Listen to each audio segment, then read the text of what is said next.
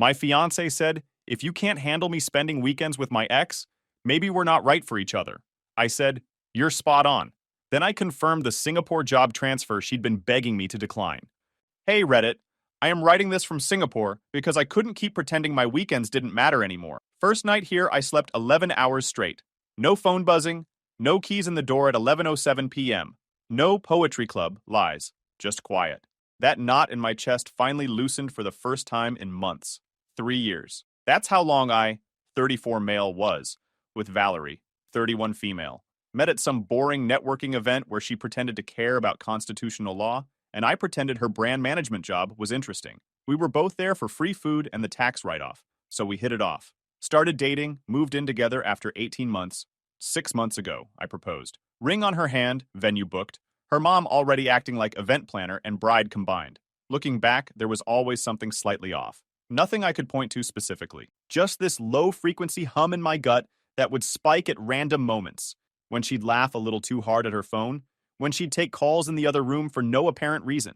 Nothing concrete, nothing actionable, just static. I filed it away. Figured I was being paranoid. Quick background because it matters later. I was a senior prosecutor in Multnomah County. Before that, a few years doing federal court support work. Point is, I've spent years drafting airtight agreements and watching people lie for a living. You learn to spot the signs whether you want to or not. Right after the engagement, my career dropped a bomb. A former supervising attorney from my federal days called me directly. Unusual move. Said a major tech company was building a legal operations center in Singapore. They wanted a US-trained attorney with courtroom experience to run their Asia-Pacific legal team. Job came through his old network. They're looking at you specifically, Matthew. Compensation package is ridiculous. Big base, equity, company apartment for the first year, full relocation. Spousal visa support if you want it. Senior legal director, at 34. Overseeing compliance, litigation strategy, and regulatory affairs across 12 countries. Can I think about it? Take a week. They're moving fast. That conversation changed how I approached the wedding. Not because I didn't love Valerie, because I was about to make major career decisions, potentially relocate internationally, and combine my life with someone else's. I needed clarity on the foundation we were building, so I did what any attorney would do when stakes get high. I drafted a prenuptial agreement, went home that night and told Valerie about both developments over dinner. She was barely touching her food, texting someone the whole time. First, I mentioned the Singapore opportunity. She looked up from her phone like I'd asked her to solve calculus. Singapore? Like the country? Yeah. Great package, director title, they'd cover your visa, company apartment. Matthew, no. Didn't let me finish. I can't leave my family. My mom would be devastated. We have a wedding to plan. Her mom. The same mom she saw maybe twice a month for brunch, where she complained about her mom's boyfriend choices. The wedding she'd barely discussed in weeks. It's just something to consider. Could be an adventure. I'm not considering it. That edge in her voice she got when she thought I was being difficult. Portland's home. Tell them no. Her phone buzzed again. She glanced at it, smiled slightly, then set it face down on the table. That gut hum again. Louder this time. Here's where I made a decision that turned out to be the smartest instinct I had. Didn't tell her I was declining. Didn't tell her I was accepting either. Just nodded, changed the subject, and called my contact the next morning with a different answer than she expected. I need more time. The opportunity is incredible, but I've got personal logistics to work through. Can you hold the position open another few weeks? He paused. They really want you, Matthew. I can probably get you 3 weeks, maybe 4, but they won't wait forever. That's all I need. Keep me in the running. Valerie assumed I'd done what she told me. Never asked for confirmation. Never followed up. Just moved on like my compliance was a given. That told me more about how she saw our relationship than any conversation could have. Then I brought up the prenup, that same week. Before we get deeper into wedding planning, I want to talk about a prenuptial agreement. She stiffened immediately. Put her phone down for the first time in an hour. A prenup? You don't trust me? This isn't about trust. It's about risk management. Kept my voice level. Professional. The same tone I'd use explaining discovery procedures to a new paralegal. I'm a prosecutor with potential private sector opportunity. International relocation might be on the table eventually. My professional liability exposure is significant. A prenup protects both of us and makes sure we're aligned on expectations. What kind of prenup are we talking about? Standard asset protection framework. Separate property stays separate. Joint acquisitions split equitably based on contribution. Spousal support structured fairly based on marriage length and circumstances. Paused. Let that settle. And a few transparency clauses. Standard and high-value agreements. Transparency clauses. Full disclosure of any prior romantic or sexual relationships with people either of us maintains ongoing contact with. Complete honesty about the nature of current friendships that overlap with past relationships. Watched her face carefully. And a mutual commitment to avoid private one-on-one overnight stays or extended weekend activities with prior partners without discussion and agreement. She went quiet. Not the thinking quiet. The caught quiet. I've seen that silence in deposition rooms when someone realizes the question they just got asked has no good answer. That's really specific, Matthew. It's standard in high asset agreements. I've reviewed dozens of them. Prevents complications and misunderstandings down the road. Clear expectations, clear consequences. The financial stuff is fine. Her voice had changed. Tighter. More controlled. But that last part about prior partners feels like you're trying to control who I spend time with. I'm asking for transparency about past relationships that overlap with current friendships. Nothing more. If there's no overlap, the clause is irrelevant. If there is overlap, we discuss it like adults and establish boundaries together. What if someone I dated years ago is just a friend now? Am I supposed to file a formal report every time I grab coffee with someone? If you're in regular contact with them, spending significant time together, then yes, disclosure. That's the point of the clause. She stood up, started pacing. That nervous energy she got when she was cornered. This is insane. You're treating our marriage like a business contract with compliance requirements. Marriage is a contract, Valerie. Literally, the state issues a license. There are legal obligations, property implications, tax consequences. I'm just making sure the terms are clear before we sign. If everything's above board, this document costs us nothing but a conversation. I'm not signing something that polices my friendships. Then we need to talk about why that clause specifically bothers you when the financial terms don't. That's when it happened. The slip that changed everything. Because it's invasive. What? I have to disclose that Brody and I dated for like 2 months 5 years ago? It was nothing. Ancient history. We're just friends now, and it's none of your business what we were before. Stopped. Processed. Let the words hang in the air between us like smoke from a controlled detonation. Dated? Her face froze. Color draining in real time. I watched her replay her own words in her head and realize what she just admitted. That's not what I meant. That's exactly what you meant. And it's exactly what you said. You said he was a friend from Seattle. Someone you used to know? An old buddy who just moved back to town? You never once mentioned you dated him, Valerie. It was barely anything. You've been spending time with him. Weekends, Saturdays for sure, sometimes Sundays.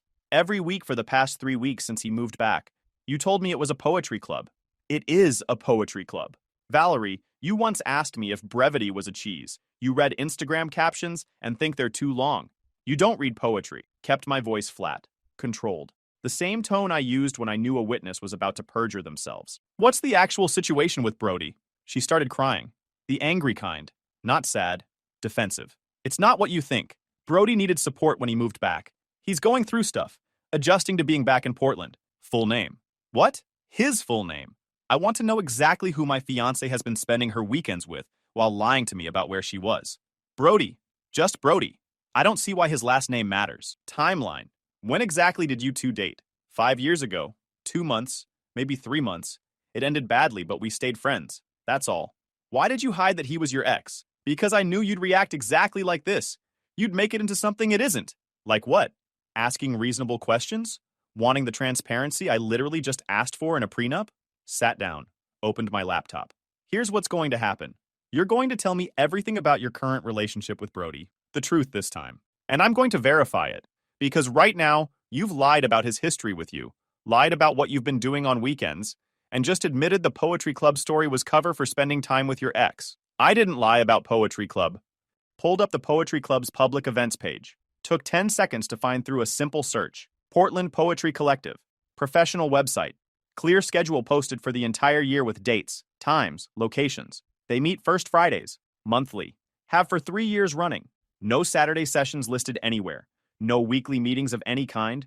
No special workshops on random weekends. Turned the laptop screen toward her so she could see exactly what I was seeing. So either you joined a completely different poetry club that doesn't exist anywhere on the internet and has zero social media presence, or you've been systematically lying about where you spend your Saturdays for the past 3 weeks.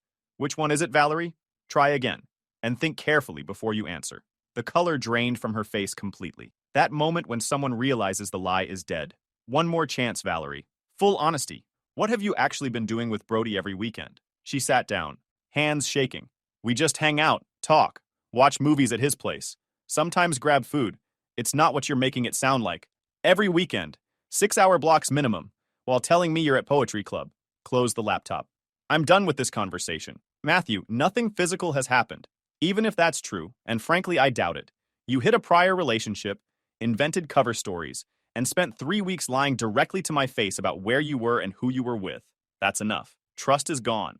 I don't need to prove anything beyond what you've already admitted. She switched tactics, leaned forward, reached for my hands with that soft look she'd use when she wanted something. Baby, you know I love you. Brody's nothing. He's just comfortable, familiar. You're the one I'm marrying. Pulled my hands back. Comfortable enough to lie about. Familiar enough to hide. You're twisting everything. I'll stop seeing him. I'll cut him off completely. Block his number, delete him from everything. If you can't handle me spending weekends with him, maybe we're not right for each other. There it was. The ultimatum. Delivered like a weapon. Like she thought I'd fold under the threat of losing her. Like I'd apologize for asking questions. Beg her to stay. Promise to never bring up Brody again. Like I'd accept being lied to, because the alternative was being alone. Wrong guy for that play. She'd misread me completely. You're spot on. We're not right for each other. Held out my hand, palm up, waiting, voice completely level. Give me the ring. Her expression cracked, confidence collapsing in real time like a building with its foundation pulled out. What? The engagement ring. The one I bought. The one I put on your finger when I thought we were building something real. Give it back, now. Matthew? I was just frustrated. I didn't mean it like that. Ring. Now. Or my attorney handles the recovery process, and it gets a lot more complicated for both of us. No. She clutched her hand to her chest, covering the ring with her other palm like a child protecting a toy. You're overreacting. This is a misunderstanding. We can work through this like adults if you just calm down. We are working through it like adults. That's exactly what this is. I asked for honesty in a prenuptial agreement. You gave me weeks of lies instead. Now I'm terminating the engagement and requesting return of the ring. That's how adults handle breach of trust in contractual relationships. Stood up, walked to the bedroom closet, started pulling out suitcases. What are you doing? Didn't answer. Grabbed my laptop, opened email, started typing, confirming acceptance of the Singapore role. I'm in. Available to start in 2 weeks. Please send relocation paperwork. Sent. You're not serious? Her voice cracked. Panic setting in. You said you turned that down. No, I didn't. You told me to turn it down. I never said I did. I kept it on the table because I don't make irreversible career decisions based on someone else's demands without thinking it through first. Started pulling clothes from hangers, folding them into the suitcase. Methodical. Efficient. Turns out that was the right call. You lied to me. I didn't confirm or deny. You assumed. There's a difference. Kept packing. And that's rich coming from you right now. She switched tactics. Went from angry to pleading in that whiplash way manipulative people do when intimidation fails. Grabbed my hands. Made her eyes bigger. Voice softer. The whole performance. Baby, please, we can work through this. Every couple has rough patches. This doesn't have to end everything we've built. Removed her hands from mine. Gently but firmly. Valerie, I asked for one thing. Transparency. Honesty about past relationships. You responded by hiding an ex, lying about your weekends, and then threatening to end things when I pushed for the truth. Kept packing.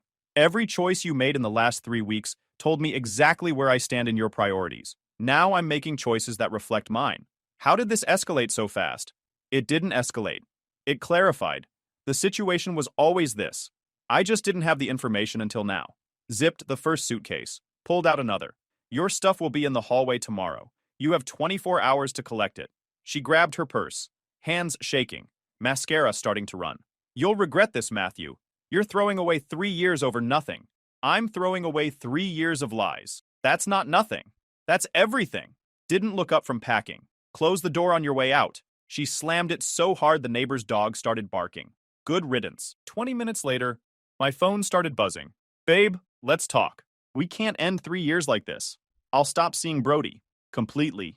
If it bothers you this much. Matthew, this is childish. You're being dramatic. Can we please just talk?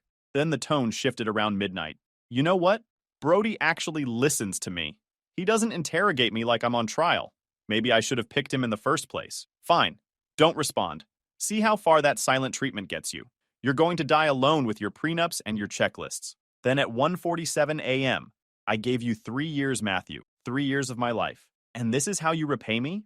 I could have been with someone who actually appreciated me this whole time. Brody never made me feel like I was being cross-examined just for having friends. Didn't respond to any of it. Opened my laptop and started the exit checklist. Drafted one message, professional, final. Sent it to the venue, caterer, photographer, florist, DJ, her parents, and my parents. Wedding canceled effective immediately due to dishonesty and misrepresentation. Do not contact Valerie through me for any reason. Reach out to me directly only for contract cancellation or deposit questions. Thank you for your understanding. Then opened my banking app and started separating finances. We'd kept accounts separate, thank goodness. No joint credit cards to untangle, no shared investments. Clean break on the money side at least. Texted my buddy Jake. Need a favor? You still looking for a sublet? Always. What's up? My place? Available in 2 weeks. You interested? Wait, you're leaving Portland? For real? Singapore? Long story. Tell you later. No way. Yeah, I'm definitely in. Send me the details. Forwarded my lease info to Jake, emailed my landlord about the authorized tenant change, and finished packing the essentials. By midnight, I had movers scheduled for the following week, the Singapore relocation packet confirmed via email, and I'd completed an inventory of everything I owned versus what Valerie had contributed to the apartment. Turns out she'd brought exactly one lamp, some kitchen gadgets still in the original packaging, and a shelf of books I'd never seen her open. 3 years together, and her entire contribution to our shared space fit in 3 medium boxes. At 2 a.m., her friend Chelsea texted, "Did you two really break up? Valerie's losing it. Ask Valerie. She says you're moving to Singapore? Yep. She says you canceled the wedding and told everyone. Yep. She says you'll never actually leave. You're just trying to scare her into apologizing." Laughed out loud at that one. Still thought she had leverage. Still thought I'd come crawling back if she waited long enough. Watch me, sweetheart. Silenced my phone. Slept better than I had in months. Sunday morning, I woke up to 30 unread messages.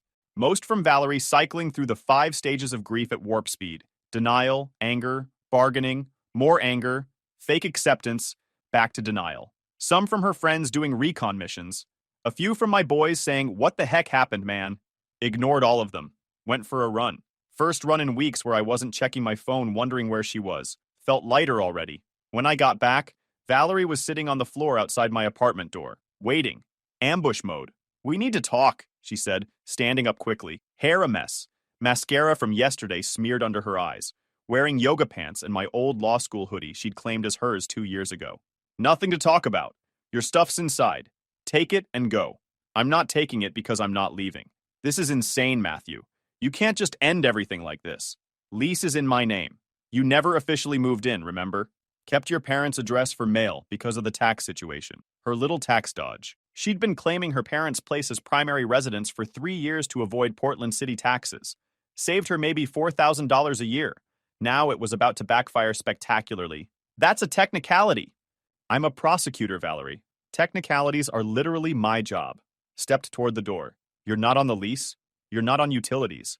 By law, you're a guest who I'm no longer inviting, and I'm asking you to leave. You're being cruel? I'm being accurate. There's a difference. She tried pushing past me into the apartment. I didn't budge. She bounced off my shoulder like she'd hit a wall. Brody said you'd do this. He said you'd throw everything away over your ego. Interesting. You're quoting Brody's opinion of me. You two must have had some real deep conversations about our relationship. That's not... I didn't mean... She caught herself. Realized she'd stepped in it again. Valerie, your stuff is boxed up inside. 3 boxes. I'll leave them in the hallway. Take them today or I'm dropping them at Goodwill tomorrow morning. You changed the locks already? First thing I did yesterday. Best money I ever spent? She stared at me like I'd become someone she didn't recognize. Like the Matthew she thought she knew would never be this cold, this methodical, this completely done. Who are you right now? Someone who asked for honesty, got lies instead, and acted accordingly. Take your stuff. Get on with your life. We're finished here. Went inside, carried her 3 boxes into the hallway, closed the door. She banged on it for 15 minutes straight. Yelled something about me being a narcissist, a control freak, emotionally unavailable. Then finally left. Monday, I submitted my resignation to the DA's office. Professional letter, 2 weeks notice given the international timeline, cited a private sector opportunity abroad. My supervisor understood. Word spread fast in legal circles. By Tuesday, I was getting congratulatory emails from defense attorneys I'd gone up against in court. The next 2 weeks were a blur of activity. Movers packed my stuff. Company handled flights, work visa, temporary housing arrangements. Sold my car to a colleague for a fair price. Closed local accounts. Forwarded mail to my sister's place in San Diego. Valerie tried to intercept me at the courthouse once. Security stopped her at the metal detectors when she couldn't produce valid business there. I just need 5 minutes, she yelled across the lobby, causing every head to turn. Full makeup, hair done, the whole production. She spotted me near the elevators and shouted, "You owe me a conversation, Matthew. You can't just ghost your fiancé." Ex-fiancé, I called back. And I don't owe you anything. Gave her a two-finger salute and took the stairs. She tried the apartment again with reinforcements, her mom and her brother. Watched from my doorbell camera as they knocked for 25 minutes. Her mom doing that performative crying thing. Her brother tried to shoulder the door at one point. Solid hardwood. He bounced off and grabbed his shoulder in pain. Her mom yelled through the door about how I was destroying her daughter and how Valerie gave you the best years of her life. Eventually, the building manager came up to investigate the noise complaint. They left when he threatened to call the cops for trespassing. Small victories. Emailed my landlord. Unauthorized visitors harassing tenant. Documenting for record. Requesting formal trespass warning. Last Friday in Portland, I posted a photo on Instagram. Passport and boarding pass on my kitchen counter. Caption, "New chapter starts now." Comments exploded. Mostly support.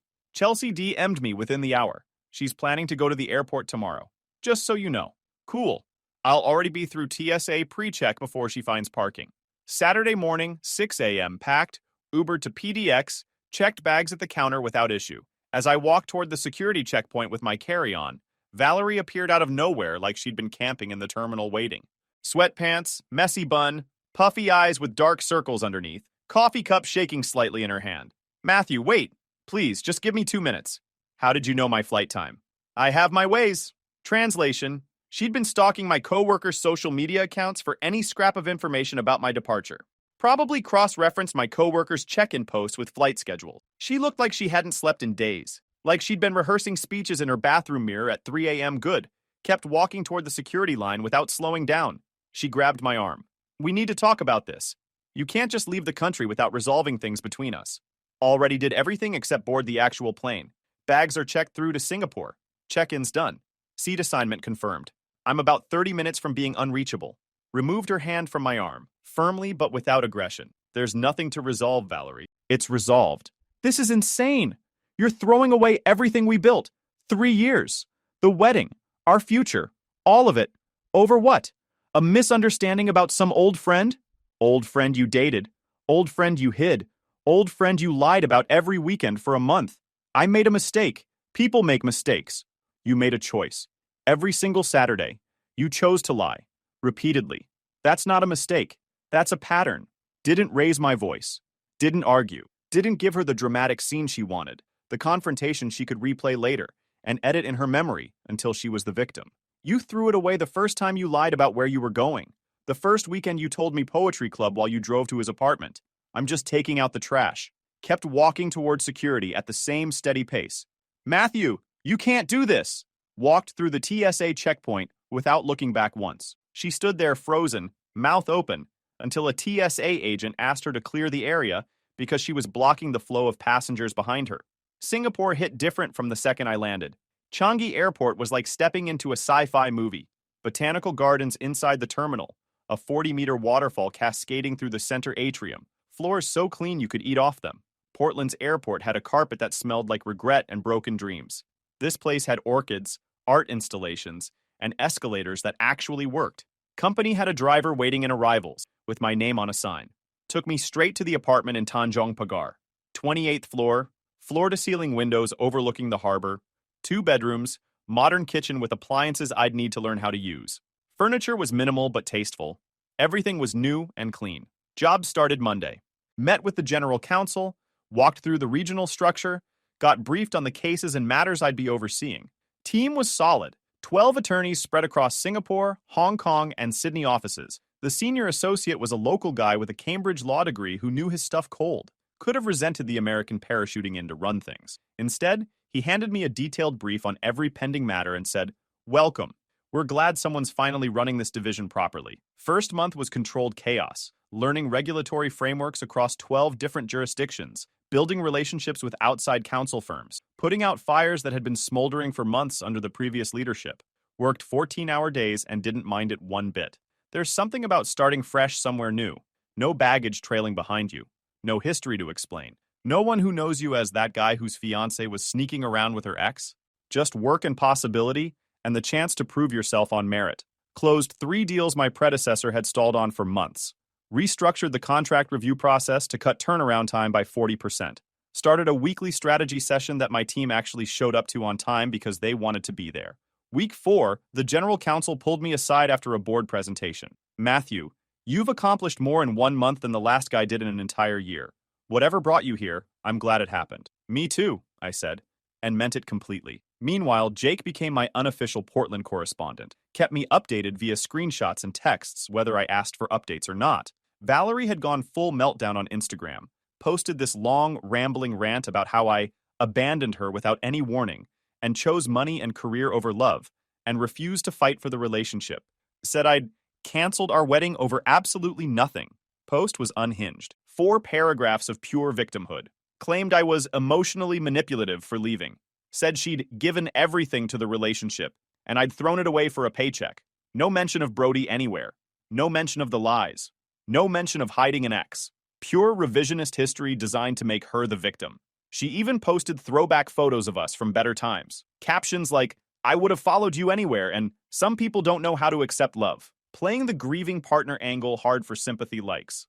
But people who knew pieces of the real story showed up in the comments section. Weren't you spending every weekend with your ex, though?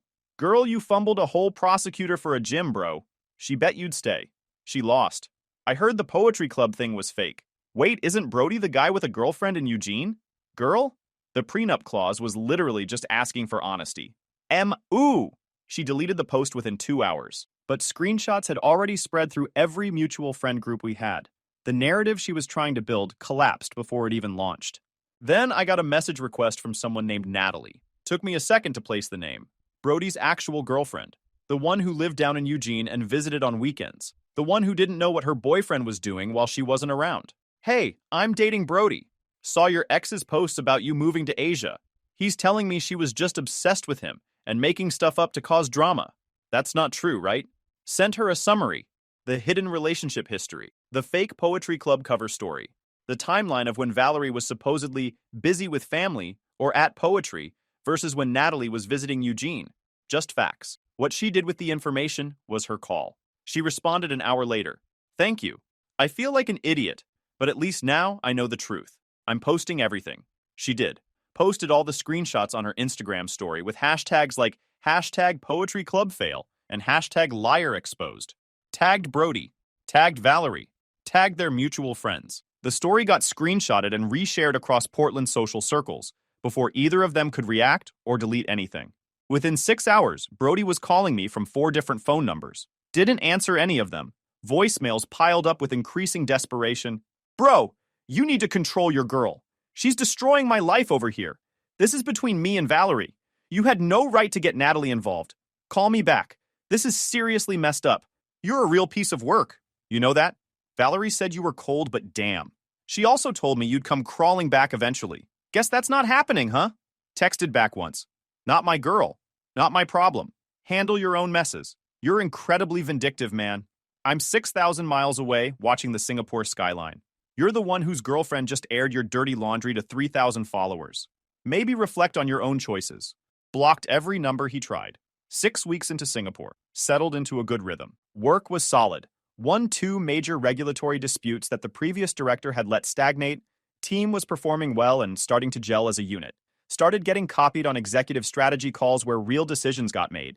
Found a climbing gym near my apartment with a decent expat community. Made some friends who knew nothing about my Portland history. Learned which hawker stalls had the best chicken rice and which food courts to avoid. Then my building's concierge called up to my unit one random Tuesday evening. Mr. Matthew, there's a woman in the lobby asking for you. American. Says she's your fiancée. She doesn't have building clearance to come up to the residential floors. Actually laughed out loud at that. The audacity was almost impressive. Tell her I'm not available and won't be at any point during her visit. Contact building security immediately if she refuses to leave the premises. 10 minutes later, my phone rang. Unknown Singapore number. Local area code. I flew 18 hours to talk to you. Valerie's voice came through strained but trying to sound determined. Like she'd rehearsed this opening on the plane. Least you can do is give me 10 minutes. Just 10 minutes, Matthew, after everything. Then you wasted 18 hours, a lot of money on airfare, and whatever vacation days you burned. Go home, Valerie. There's nothing here for you. I'm not leaving Singapore until we talk. I'll sleep in this lobby on this couch if I have to. I'll be here every day until you agree to see me. Building has 24-hour security and a strict policy about non-residents loitering in common areas. They'll remove you. This isn't a negotiation. Hung up without waiting for her response. Watched from my window as she sat on a bench in the courtyard for 3 hours, checking her phone constantly, looking up at the tower. She held up a handwritten sign at one point. Just talk to me. Like a romantic comedy gone wrong. Then she switched signs. I quit my job for this. As if that was supposed to make me feel guilty. Her choices, her consequences. Eventually, building security approached her, had a conversation I couldn't hear, and escorted her firmly off the property. She didn't get a meeting. She didn't get 10 minutes. She didn't get closure. That was the point. She wanted to control the ending. Wanted to be the one who decided how things wrapped up, shaped the final narrative. Wanted me to give her something she could spin into a story where she came out looking reasonable and I came out looking cruel. Not happening. Not ever. She texted from various numbers that night. I'll wait for you, however long it takes. Blocked everyone. Less than 2 weeks later, Jake sent screenshots. Valerie was already dating her yoga instructor. Posted about how sometimes your soulmate has been at the studio all along and healing through movement and self-discovery. Her waiting for me lasted exactly 12 days. Moved on faster than she changed her Instagram bio. Some people never change. Month 4, Jake texted the first real bombshell. Valerie got hit with a state tax audit. They're saying she owes like $28,000 with penalties and interest. Her dad's threatening to kick her out of the house. Turns out someone had filed a formal complaint with Oregon's Department of Revenue about her claiming her parents' address as primary residence while clearly living full-time at a different address in Portland. 3 years of systematic tax fraud. Classic scheme that looks clever until someone with knowledge of the situation decides to report it to the appropriate agency. Didn't feel bad about it. Not even a little. She'd been dodging her tax obligations for years, while I paid every dollar I owed on time, every quarter. Actions, meet consequences. She bet I'd stay and tolerate anything she threw at me. She lost everything instead. The rest of the fallout came in waves over the following months. The yoga instructor she'd been dating lasted 7 weeks before she caught him messaging his ex. Got played the exact same way she'd played me. Poetic justice. Brody got restructured out of his Portland gym job about 4 months after everything blew up. Turns out he already had an HR file from multiple workplace complaints, and the Poetry Club screenshots making rounds through his colleagues were just the final brick in a wall that was already crumbling. Last I heard, he was assistant managing a 24-hour fitness out in Beaverton, probably making half what he used to. Still single. Still hitting on women at his gym. Still wondering why nothing ever works out for him. Still telling anyone who'll listen that the whole Poetry Club thing was blown way out of proportion. Nobody believes him anymore. The receipts are permanent. Guys, we are so close to hit 100,000 subscribers on this channel. If you are not subscribed to the channel, please consider subscribing. It really helps hit that 100,000 mark. Thanks for making this dream come true.